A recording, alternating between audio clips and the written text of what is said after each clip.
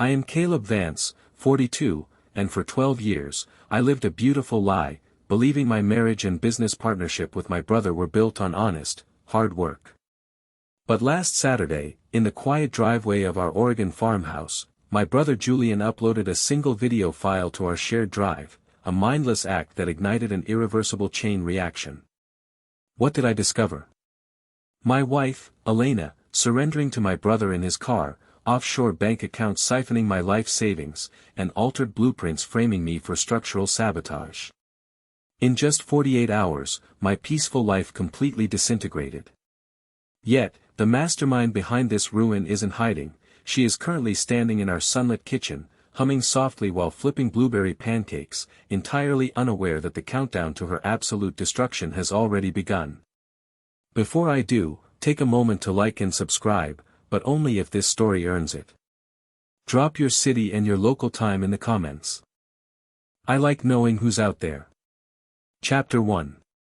The rich, sweet scent of fresh blueberry pancakes mingled with the deep aroma of dark roast coffee, filling the sunlit kitchen of the restored Oregon farmhouse. Caleb Vance stood by the tall bay window, his hands wrapped around a warm ceramic mug as he watched his 9-year-old daughter, Lily, chase their golden retriever across the dew-kissed morning lawn. The grass glistened like scattered diamonds under the soft autumn sun, and for a moment, the entire world felt completely whole.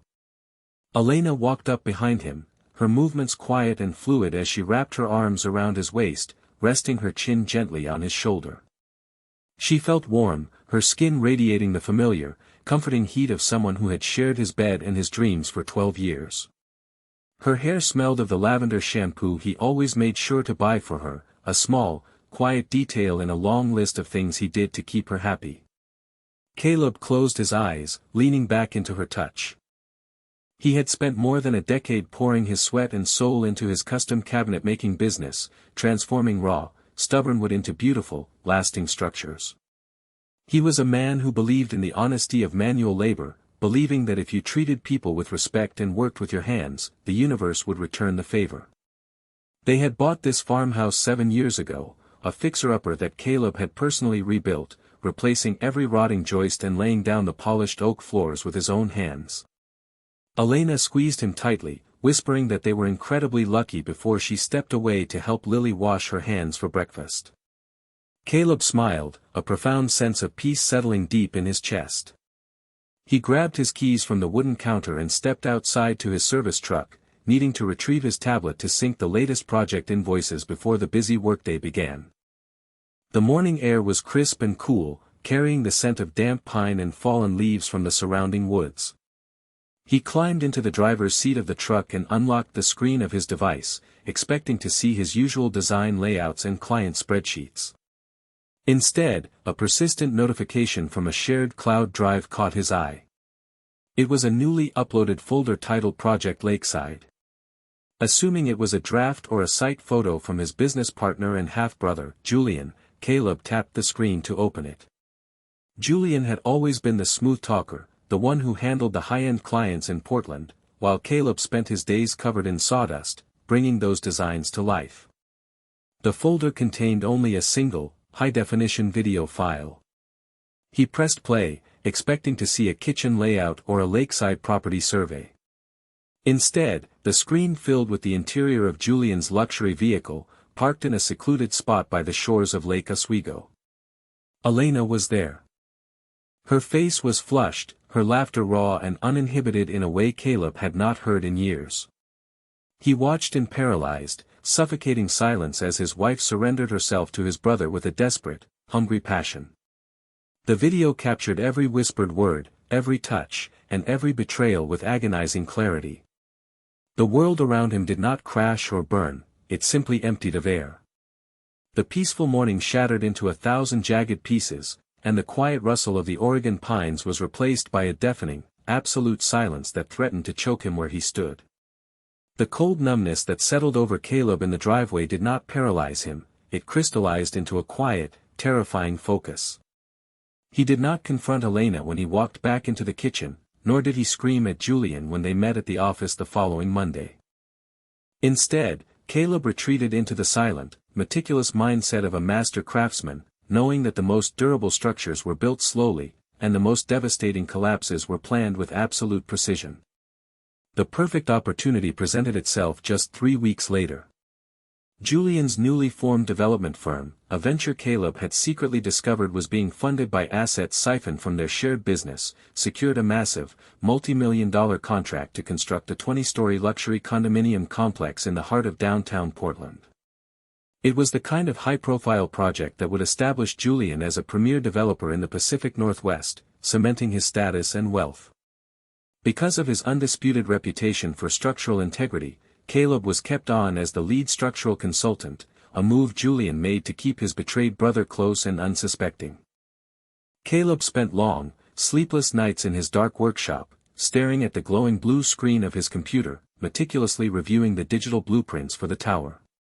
It was during one of these silent, midnight sessions that he discovered a minor but critical calculation error in the load-bearing specifications for the central concrete pillars. Under normal circumstances, Caleb would have flagged the discrepancy immediately, preventing a catastrophic structural failure before the foundation was even poured. Instead, he sat in the quiet dark, listening to the rain beat against the metal roof of his barn, and made a different choice. With steady, deliberate keystrokes, Caleb subtly altered the digital CAD files. He did not correct the error, he amplified it just enough to ensure future disaster while making the modification appear entirely deliberate. He routed the digital approval through Julian's personal account, attaching Julian's unique digital signature to the altered files, framing the dangerous structural compromise as a calculated, cost-cutting decision approved solely by the firm's owner. It was a masterpiece of digital sabotage, virtually undetectable to a casual inspector but fatal under close regulatory scrutiny. But Caleb was not finished. He spent the next fortnight digging deeper into the financial labyrinth his brother and wife had constructed. Using remote access tools he had quietly installed on the office server, he compiled a massive, indisputable dossier of their treachery. He gathered Julian's hidden offshore bank statements from accounts in the Cayman Islands, the fraudulent shell company registration documents bearing Elena's elegant signature, and the high-definition video files of their intimate betrayals. He organized the devastating evidence into neat, encrypted digital folders, labeling them with clinical precision. Each folder was pre-addressed to the State Licensing Board, the Internal Revenue Service, and every major financial investor backing the Portland condominium project. Caleb watched his wife and brother from a distance, observing how they shared secret, triumphant smiles at family dinners, completely unaware of the invisible noose tightening around their necks. He let them feel secure, allowing them to believe they were standing on the precipice of ultimate wealth, freedom, and a new life together. He wanted them to reach the very peak of their arrogant ambition before he pulled the earth from beneath their feet, ensuring that their fall would be absolute, public, and entirely irreversible. The rain was a relentless, driving force that afternoon, sweeping off the Pacific and swallowing the Portland skyline in a dense, slate-gray fog. The Willamette River below churned with muddy, turbulent currents, reflecting the oppressive charcoal clouds that hung low over the city. Caleb Vance sat in his idling service truck, watching the windshield wipers struggle against the downpour. He had spent his entire life understanding the physical laws of the universe. Wood warped when exposed to moisture, steel expanded and contracted with temperature, concrete required the perfect balance of aggregate and water to hold the weight of the sky. But human beings, he had learned over the last several weeks, were far more volatile, their betrayals far more corrosive than any natural element. He shifted the truck into gear and drove through the muddy gates of the construction site. The flagship condominium tower rose 20 stories into the stormy sky, a skeleton of raw concrete and exposed steel girders that seemed to pierce the underbelly of the clouds. It was meant to be Julian's masterpiece, the project that would elevate him from a local contractor to a premier West Coast developer. Caleb parked near the base of the structure, grabbing his heavy canvas tool bag in a weather-resistant case containing his digital tablet. He walked toward the temporary steel cage of the construction hoist, his boots squelching in the deep mud. The operator had already gone home for the weekend, leaving the site deserted, just as Caleb had planned. He stepped into the metal cage, pulled the heavy iron gate shut, and engaged the motor. The hoist groaned and rattled as it began its slow, vertical ascent up the exterior of the building. With every floor they passed, the wind grew stronger, whistling through the open steel frames and carrying the sharp, clean scent of wet concrete and ozone. Caleb stood perfectly still, his eyes fixed on the gray horizon. He thought of his daughter, Lily, who was currently safe at her grandmother's house in Eugene, entirely protected from the storm that was about to break. He thought of Elena, and the 12 years of marriage that had turned out to be nothing more than a carefully constructed illusion. The elevator finally shuddered to a halt at the 20th floor, the unfinished penthouse. The penthouse was a vast, open expanse of concrete, completely exposed to the elements on all four sides. Massive, square structural pillars stood like silent sentinels, designed to support the immense weight of the luxury suites that would eventually be built here. Rain sprayed across the smooth concrete floor, driven by the howling wind that swept through the empty window frames. In the center of the space, Caleb had set up a temporary plywood worktable. On it sat a high-definition, 32-inch presentation monitor, connected to a portable gasoline generator that hummed quietly in a sheltered corner. Caleb walked over to the table, opened his case, and connected his tablet to the monitor. He ran a quick diagnostic, ensuring the files were queued and ready. Then, he walked to the edge of the concrete slab, looking down at the miniature city below, and waited. 10 minutes later, the distant rattle of the construction hoist signaled their arrival. Caleb did not turn around immediately. He listened to the heavy iron gate slide open, followed by the sound of footsteps echoing on the wet concrete. Julian emerged first, wearing a charcoal-colored cashmere overcoat that seemed entirely too elegant for a raw construction site. His expensive leather boots splashed carelessly through a shallow puddle. Elena clung tightly to his arm, wrapped in a heavy wool trench coat, her designer scarf fluttering in the wind. They looked like a couple from an architectural magazine, radiating a smug, untouchable confidence that made Caleb's chest tighten with a cold, familiar anger. "Caleb, what the hell is so urgent that we had to drive out here in the middle of a gale?" Julian shouted over the roar of the wind, his voice dripping with annoyance. "I was in the middle of a meeting with our primary financing partners. You said there was a critical structural issue that could halt the concrete pour on Monday." Elena stepped forward, her eyes scanning the empty, windswept penthouse with a mixture of disdain and impatience. "Yes, Caleb," she added, her voice tight. "We had plans this evening.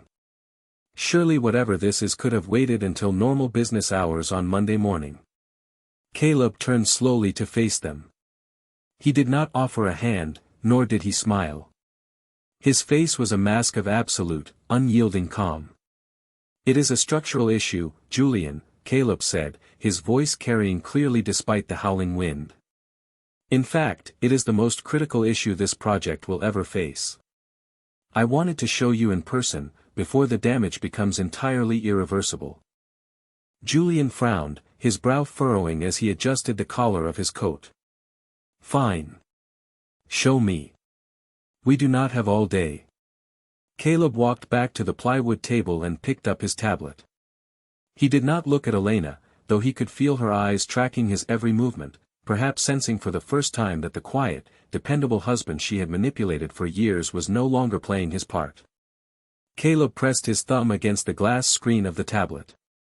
The large presentation monitor flickered to life, casting a bright, artificial glow against the gray concrete pillars. The video began to play immediately. It was not a blueprint or a structural diagram. The screen filled with the dark, intimate interior of Caleb's own woodworking shop. The camera angle was high, looking down from the storage loft. The footage was crystal clear, capturing the massive, hand-carved oak workbench in the center of the frame.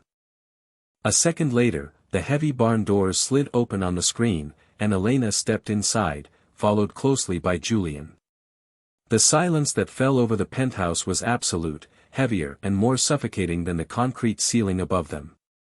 The only sound was the howling of the wind and the raw, heavy gasps of betrayal echoing from the monitor's speakers. On the screen, the raw, animalistic nature of their affair played out in high definition. Elena arched her back against the cold wood of the workbench, her fingers gripping the edge with a desperate, hungry passion as Julian lost himself in her. It was a feverish, mocking display of lust, a complete desecration of the life Caleb had spent 12 years building. Elena's hand slipped from Julian's arm as if she had been burned by hot iron. Her mouth opened, but no sound came out. Her face drained of all color, turning a sickly, translucent white under the harsh fluorescent light of the monitor. Julian froze, his eyes widening in sheer, unadulterated horror. His chest rose and fell in shallow, rapid breaths as he stared at the screen, watching his own whispered promises of a future together play back to him in front of the man he had betrayed. Caleb swiped his finger across the tablet screen, transitioning the video to the next set of files. The monitor now displayed a series of financial documents. There were the registration papers for the fraudulent shell company, with Elena's elegant, looping signature clearly visible next to Julian's bold script. Next came the offshore bank statements from the Cayman Islands, showing the systematic transfer of hundreds of thousands of dollars siphoned directly from Caleb's business accounts. But the final slide was the masterpiece. It was the digital blueprint of the very building they were standing in. Caleb zoomed in on the central load-bearing pillars of the lower floors. The red highlighted lines showed a critical calculation error in the concrete density and reinforcement specifications. "I spent the last 3 weeks reviewing your files, Julian," Caleb said, his voice dangerously calm, like the quiet before a structural collapse. "I found a calculation error in the foundation blueprints. A normal consultant would have corrected it. But I decided to help you. I altered the digital CAD files, making the error look like a deliberate, cost-cutting decision. And then, I approved it using your personal digital signature." Julian's head snapped up, his eyes wild with panic. "You did what?" "That is sabotage. That is criminal." "It is only criminal if you get caught," Caleb replied, a cold, humorless smile touching his lips. "And you have already been caught. 2 hours ago, a complete digital dossier containing your offshore bank statements, the shell company document signed by Elena, the video of your little workshop encounters, and the altered blueprints was delivered to the Oregon State Licensing Board, the Internal Revenue Service, and every major investor backing this project. By Monday morning, your license will be revoked, your assets will be frozen, and your investors will pull their funding." Elena took a trembling step forward, her eyes filling with tears as she tried to reach out to him. "Caleb, please," she sobbed, her voice cracking. "You do not understand. It was a mistake. We can talk about this. Think of Lily. Think of our family. Our family died the moment you let him touch you on my workbench, Elena," Caleb said, his voice cutting through her tears like a steel blade. "And do not worry about Lily. My attorney has already filed the divorce papers. Because of the documented financial fraud and the siphoned funds, you will not receive a single penny of alimony, and you will never have custody of our daughter. You wanted a life of luxury with my brother. Now, you can share his ruin." Julian lunged forward, his face contorted in a mixture of rage and desperation, his hands reaching for Caleb's collar. "You think you can destroy me? I will kill you first." But Julian was a man of boardrooms and expensive suits, Caleb was a man of physical labor. Caleb stepped aside with fluid, practiced ease, grabbing Julian's outstretched arm and twisting it behind his back. He drove Julian forward, slamming his chest hard against one of the concrete pillars. Julian gasped as the air was forced from his lungs, his forehead pressing against the rough, cold stone. "Do not touch me," Caleb whispered in his ear, his grip tightening until he heard the joints in Julian's shoulder groan under the pressure. "You took my wife, you took my money, and you thought you could take my life. But you forgot one simple rule of construction, Julian. You never compromise the foundation." Caleb released him, stepping back as Julian collapsed to his knees, clutching his shoulder and panting in pain. Elena rushed to Julian's side, kneeling in the shallow puddles of rain, her expensive trench coat soaking in the muddy water. She looked up at Caleb with a mixture of terror and deep, burning hatred. "You are a monster," she spat, her voice trembling. "No," Caleb said, looking down at them from his height, his silhouette framed by the gray, stormy sky. I am just a mechanic. And I have finally fixed the problem. He picked up his tablet, disconnected it from the monitor, and placed it carefully back into his weather-resistant case. He walked past them without another word, his heavy boots echoing on the concrete as he headed toward the construction hoist. Behind him, the monitor continued to play the loop of their betrayal, the sound of their own voices mocking them in the cold, howling wind. Caleb stepped into the metal cage, pulled the gate shut, and began his descent back to the earth, leaving them alone on the 20th floor to watch the world they had stolen crumble into nothingness. Chapter 4. Caleb had spent the last several days rehearsing this exact sequence of events in the quiet sanctuary of his mind, imagining a clean, almost cinematic departure where he would simply turn his back on his betrayers and leave them to rot in the ruins of their own making. In those silent, late-night fantasies, he had envisioned himself descending the construction hoist while Julian and Elena stood frozen in the rain, their lives shattered by a single press of a button. But the human mind always seeks to simplify the messy, chaotic reality of a true reckoning. When the actual stormy Saturday afternoon arrived, the atmosphere was far more oppressive, charged with a physical tension that no mental rehearsal could have fully prepared him for. The rain did not fall in clean, vertical lines. It was driven sideways by a freezing wind coming off the Columbia Gorge, stinging the exposed skin of Caleb's face like tiny needles of ice and turning the gray Portland skyline into a blurred, ghostly mirage. He had invited them to the unfinished penthouse of the flagship condominium building under the guise of an urgent, pre-pour structural walkthrough. It was a lie they had no reason to doubt. For 12 years, Caleb had been the reliable one, the meticulous craftsman who caught the errors, signed the permits, and ensured that the physical reality of their projects matched the glossy, expensive promises Julian made to wealthy investors. He stood near the edge of the massive concrete slab, 20 stories above the wet, glistening streets of the city, looking out over the endless expanse of gray. Below him, the world moved in miniature, oblivious to the quiet war being waged in the sky. Behind him, the wind howled through the open steel girders, a low, mournful sound that echoed through the empty elevator shafts and the hollow concrete chambers of the unfinished tower. When the heavy iron gate of the construction hoist finally groaned open, Caleb did not turn around immediately. He listened to the wet, heavy footsteps splashing through the shallow puddles of rainwater that had accumulated on the exposed floor. Julian arrived first, wearing an expensive, dark wool-tailored coat that seemed entirely too elegant for a raw, active construction site. His hair was perfectly styled, though the wind immediately began to whip it into disarray. Elena clung tightly to his arm, her designer leather boots clicking sharply against the rough concrete. She wore a heavy beige trench coat, her face partially shielded by a silk scarf. Both of them looked thoroughly annoyed, their expressions tight with the impatience of people who believed their time was far too valuable to be wasted on a cold, wet Saturday afternoon. "Caleb, what is the meaning of this?" Julian demanded, his voice raised to compete with the roaring wind as they approached the center of the penthouse. "You said there was a critical discrepancy in the load-bearing calculations for the central pillars. I had to leave a lunch meeting with our primary financial backers to come out here. If this is something that could have been handled over an email on Monday morning, I swear to God you are going to pay for the lost time."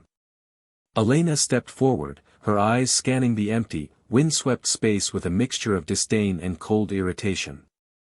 "Yes, Caleb," she added, her voice sharp and dismissive.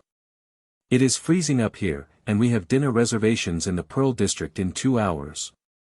Surely whatever minor issue you found can wait. You always make such a dramatic production out of the smallest details." Caleb did not offer a hand to greet them, nor did he make any move to apologize for the inconvenience. He simply stared at them, his eyes cold and unblinking, reflecting the slate-gray sky. He reached into his heavy canvas tool bag and pulled out his digital tablet, his fingers moving with a slow, deliberate precision that had been honed by decades of measuring twice and cutting once. With a single tap of his thumb, he activated the large, 32-inch flat-screen presentation monitor he had set up on a temporary plywood worktable in the center of the penthouse. The screen flickered to life, casting a bright, artificial blue glow against the wet concrete pillars. "What is that?" Julian asked, his brow furrowing as he took a step closer to the monitor. "Is that the structural layout?" "It is a layout of sorts," Caleb replied, his voice calm, steady, and entirely devoid of emotion. "But not of the building." The video began to play. The high-definition footage was crystal clear, capturing the intimate, dust-speckled interior of Caleb's private woodworking shop. On the screen, the heavy barn doors slid open, and Elena stepped inside, followed closely by Julian. The audio, amplified by a portable Bluetooth speaker Caleb had hidden behind the monitor, carried their whispered words, their breathless laughter, and the unmistakable, raw sounds of their betrayal over the howling of the wind. The camera watched from the high loft as Elena surrendered herself to Julian on the very oak workbench Caleb had spent 3 months hand-carving for her.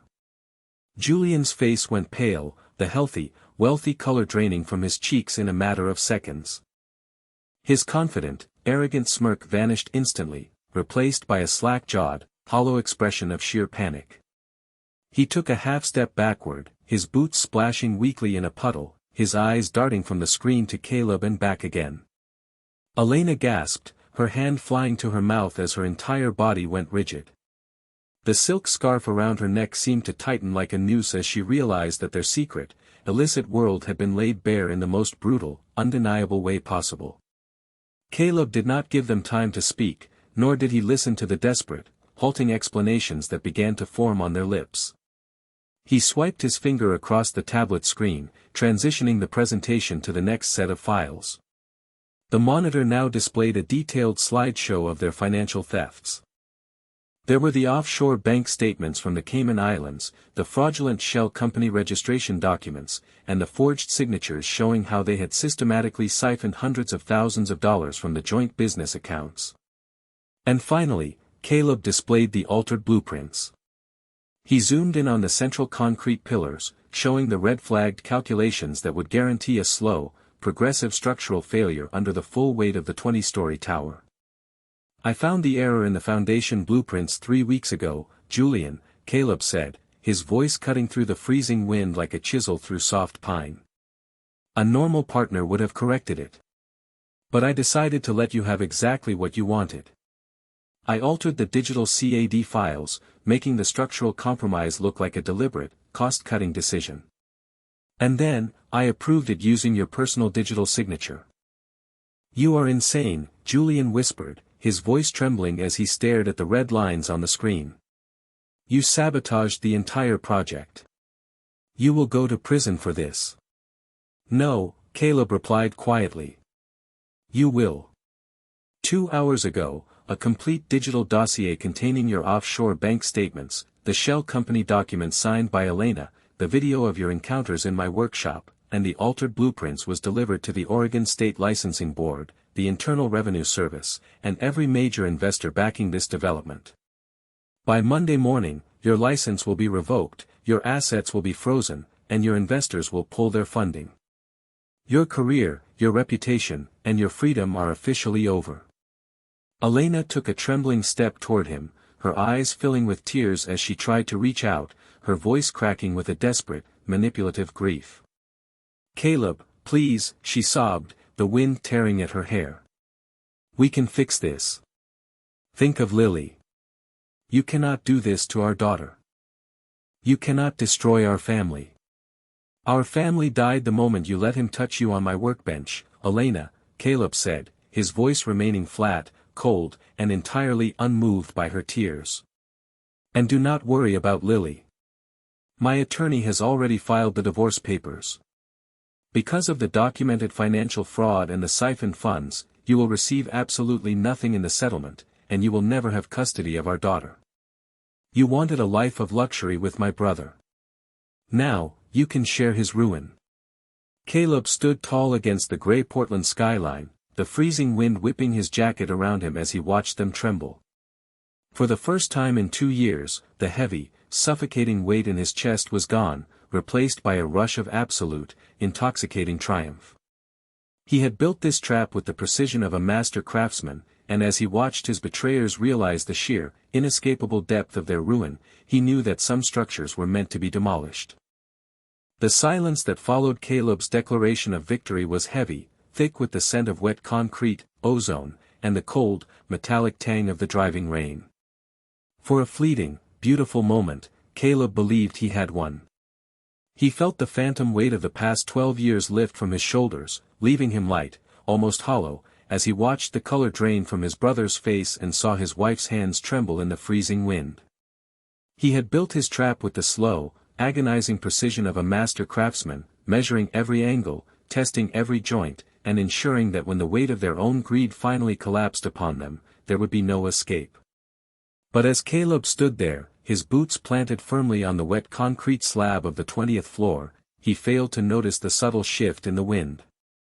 He failed to see that the physical laws of the universe, which he had trusted blindly his entire life, did not apply to the dark, chaotic impulses of human malice. The silence did not stretch into a plea for mercy. Instead, it was broken by a sound that made the hair on the back of Caleb's neck stand up. It was a low, wet chuckle, escaping from deep within Julian's chest. The sound grew, echoing off the cold concrete pillars and the open steel girders, sounding hollow and deeply unsettling against the roar of the storm. Julian slowly straightened his back, the panic in his eyes evaporating like morning mist under a harsh sun. The trembling in his hands ceased, and he reached into his expensive wool coat, not to cower or hide, but to retrieve a slim, black smartphone. He looked at Caleb, and for the first time in his life, his smile was not the smooth, practiced smirk of a salesman. It was the sharp, jagged grin of a predator that had just watched its prey walk willingly into a steel cage. "You always were a simple man, Caleb," Julian said, his voice carrying a terrifying, calm resonance that easily cut through the howling wind. "You spent your whole life looking down at blueprints, focusing on the tiny details, the measurements, the structural integrity of wood and stone. You think because you can build a cabinet or calculate the load-bearing capacity of a concrete pillar, you understand how the world works. But you never understood people. You never understood that the real world isn't built on honesty and hard work. It is built on leverage. And you just handed us all the leverage we will ever need." Caleb felt a cold, familiar dread begin to pool in the pit of his stomach, far colder than the rain soaking through his jacket. He did not speak, his fingers tightening around the edge of his digital tablet as Julian turned his phone screen toward him. On the display was a live, high-definition security feed. Caleb recognized the location instantly. It was his private woodworking workshop, the quiet barn where he had spent his happiest hours. The camera angle was different from the one he had installed. This was a wide-angle shot from the corner of the ceiling. On the screen, two men in dark, unmarked jackets were systematically moving through his pristine workspace. They were not stealing his tools. Instead, they were carefully placing small, vacuum-sealed packages of white powder behind his lumber racks and sliding a set of altered, fraudulent accounting ledgers into the bottom drawer of his desk. "What is this?" Caleb whispered, his voice suddenly sounding thin and fragile in the vastness of the unfinished penthouse. Julian let out another soft chuckle, sliding the phone back into his pocket. "We knew you cloned Elena's phone within 48 hours of you doing it, Caleb. You are a mechanic, not a spy. You left digital footprints all over the office network, and you actually thought we wouldn't notice when our shared account started showing signs of external monitoring. We hired a private security firm the moment we realized you were digging. They have been watching you watch us for 3 weeks. We knew about your little camera in the workshop. We knew about your plans to alter the blueprints. In fact, we needed you to do it." Elena stepped forward, her face no longer pale, her eyes no longer filled with the tears of a desperate wife.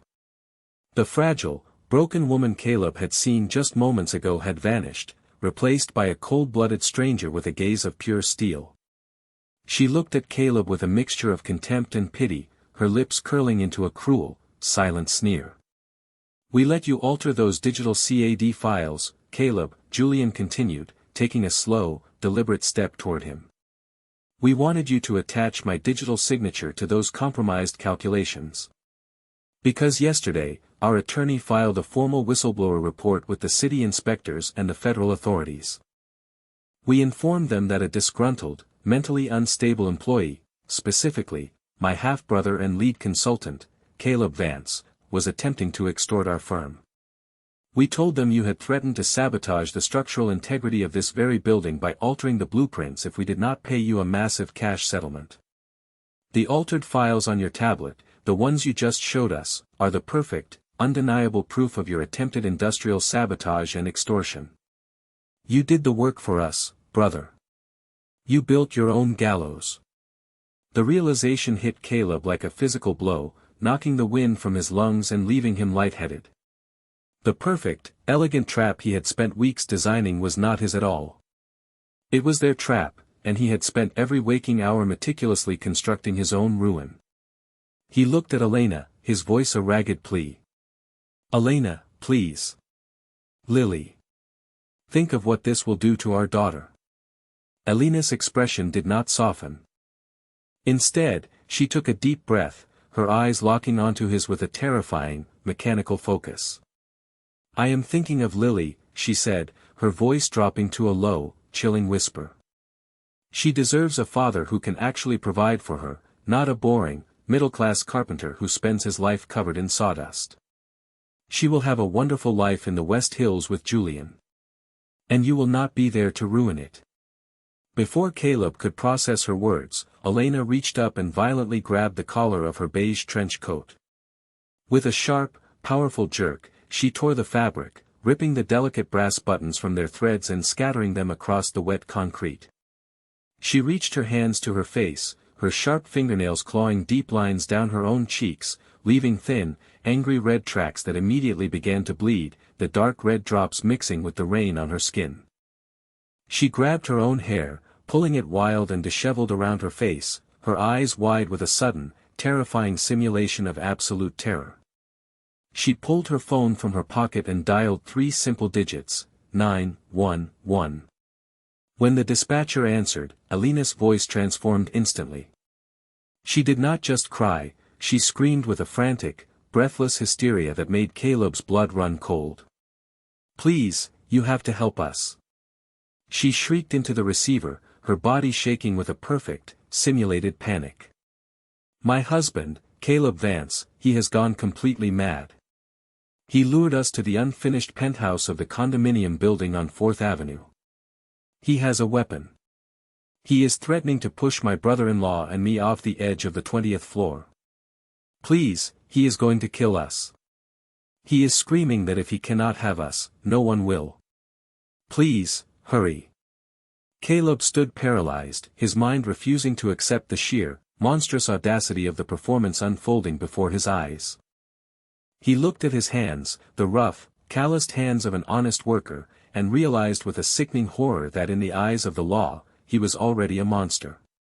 He took a single step forward, his instincts screaming at him to grab the phone, to silence the lie before it could consume him entirely. But Julian stepped directly into his path. Julian did not flinch, nor did he attempt to defend himself. He simply stood there, his chest expanded, a dark, mocking grin on his face. Go ahead, Caleb, Julian whispered, his eyes gleaming with a sick anticipation. Hit me. Make it look real. Give them the physical evidence they need to back up her story. Do it. The sound of sirens began to rise from the city below. At first, it was a faint, distant wail, barely audible over the roaring wind and the steady drumbeat of the rain. But within seconds, the sound grew louder, more urgent, a chorus of screaming metal and rubber navigating the wet, rain-slicked streets of downtown Portland. Caleb looked over the edge of the concrete slab. Down on the street, flashing red and blue lights began to bounce off the glass facades of the surrounding buildings, reflecting in the dark puddles and casting a rhythmic, sickening pulse against the low, heavy clouds. The emergency vehicles pulled into the muddy gates of the construction site, their tires spraying wet gravel as they came to a halt. Caleb heard the distant, metallic clang of the construction hoist being engaged from the ground level. The police were coming. They were coming for him. He looked at his tablet, still resting on the plywood table, displaying the digital files of his brother's financial crimes. He realized with a hollow, crushing despair that those files no longer mattered. The narrative had already been written, the foundation of his defense completely demolished before he could even take the stand. He was a disgruntled husband, a failing businessman, caught in a desperate act of extortion and attempted murder. The truth was a luxury he could no longer afford. The heavy steel door of the stairwell suddenly flew open with a deafening crash. A dozen tactical officers in dark body armor burst onto the wet concrete penthouse, their weapon-mounted flashlights cutting through the dark rain like searchlights. "Police! Drop to your knees. Put your hands on your head. Do it now!" The lead officer roared, his voice amplified by the enclosed space.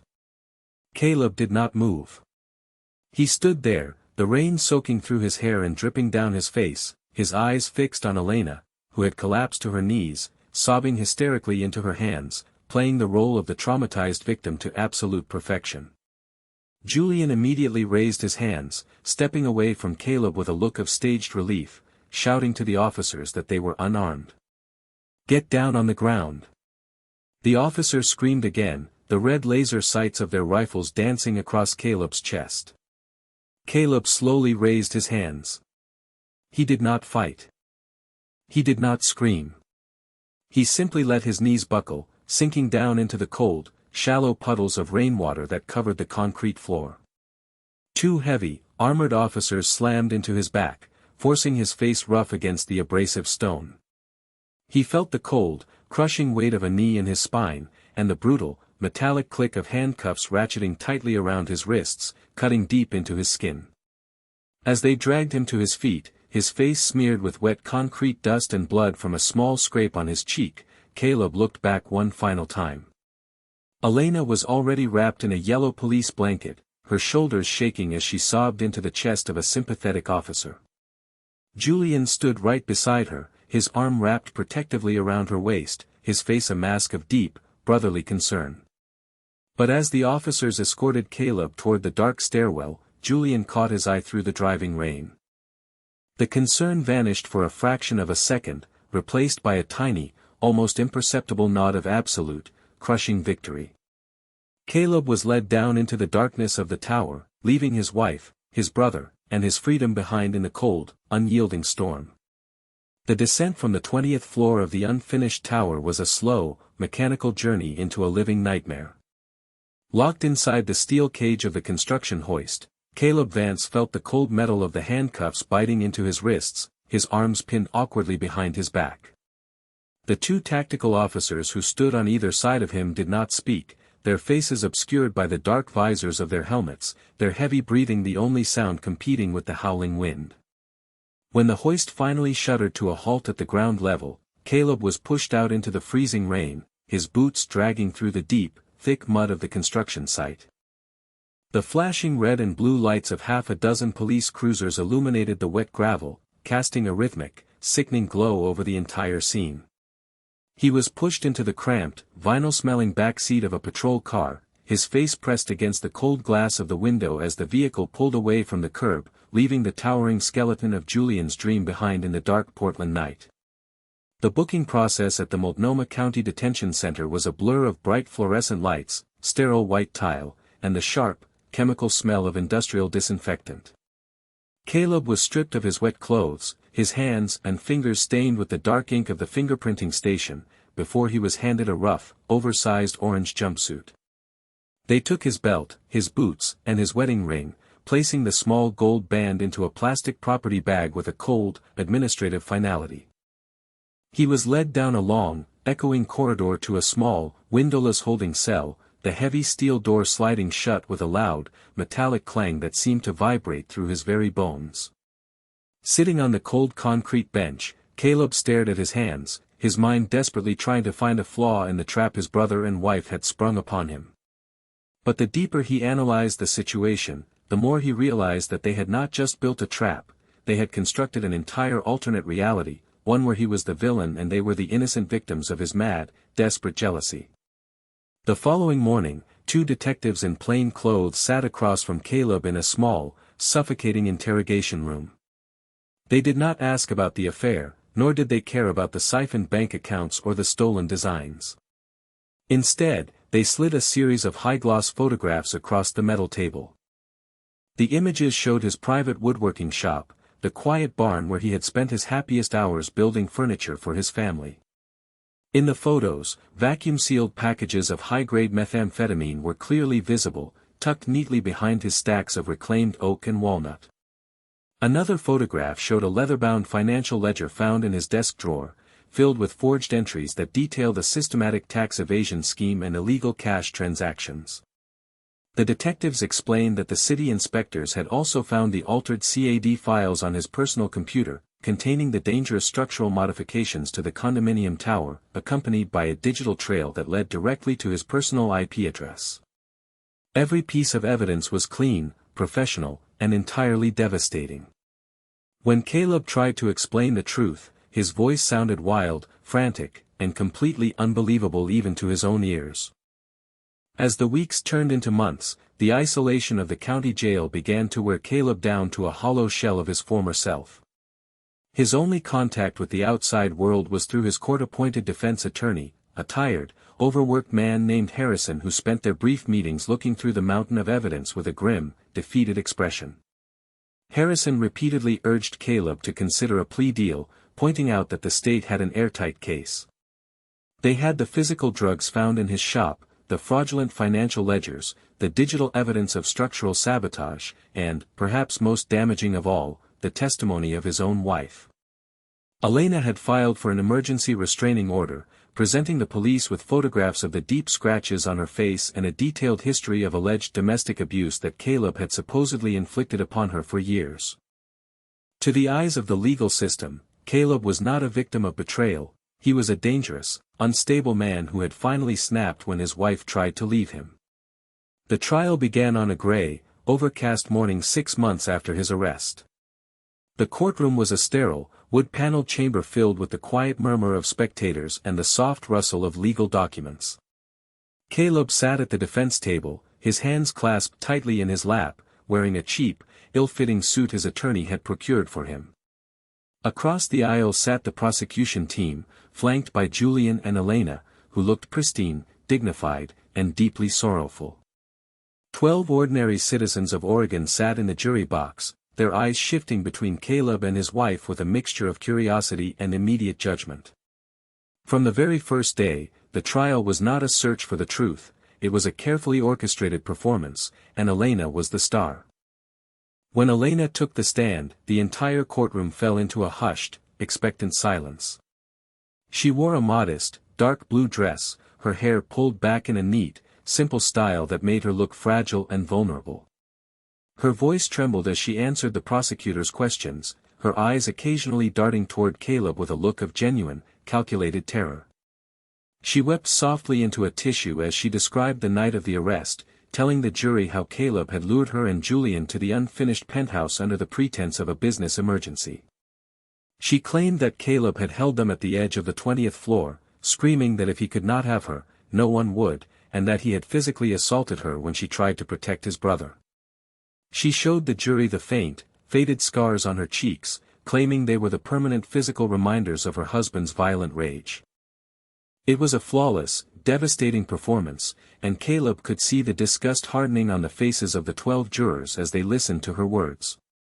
Julian took the stand next, presenting himself as the grieving, betrayed brother who had tried for years to help Caleb despite his growing instability. He spoke of Caleb's deep-seated resentment, his jealousy of Julian's professional success, and his desperate attempts to sabotage the condominium project out of sheer malice.